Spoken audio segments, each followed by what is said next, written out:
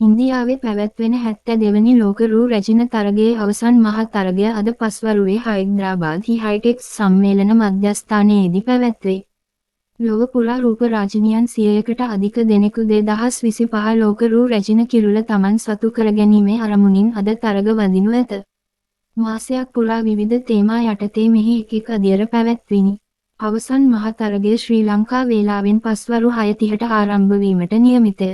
පසුගිය මේ 10 වනදා සිට ක්‍රියාත්මක වන මෙවර ලෝක රූ රැජින තේරීමේ ආකෘතියට අනුව අද අවසන් පූර්ව වටයට 40 දෙනෙකු තෝරාගනු ලබයි. ඉන් 18 දෙනෙකු දැනටමත් එම අවස්ථාව හිමිකරගෙන සිටී. ඒ පසුගිය දින කිහිපයේ එක් තේමා යටතේ පැවැත් වූ ඉසව් හරහා දැක් වූ දක්ෂතා මත. කෙසේ නමුත් එම 18 දෙනා අතර අනුදි නොමැති අතර අද පැවැත්වෙන අදියරේ දක්වන දක්ෂතා අනුව ඇගේ අද අවසන් පූර්ව වටයේ සුදුසුකම් ලැබීම තීරණය වනු ඇත. අර්ධ අවසන් පූර්ව වටයේදී සෑම මහාද්වීපික කලාපයකින්ම 10 දෙනෙකු තෝරාගනු ලබයි. ඉන් 5 දෙනෙකු තෝරාගෙන ඔවුන් අතරින් ලෝකයේම අපේක්ෂාවෙන් බලා සිටින ලෝක රූ රැජින තෝරාගනු ඇත.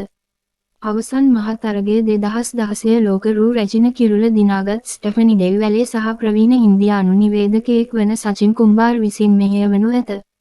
එමෙන්ම සුරූපී බොලිවුඩ් තාරකාවක් මෙන්ම ශ්‍රී ලංකාව නියෝජනය කරමින් විශ්ව රූ රැජින තරගයට සහභාගී වූ ජැක්ලින් ෆර්ඩිනැන්ඩස් සහ ජනප්‍රිය නළු ඉෂාන් කට්ට මෙහිදී ආකර්ශනීය රංගනයන් ඉදිරිපත් කිරීමට නියමිතය.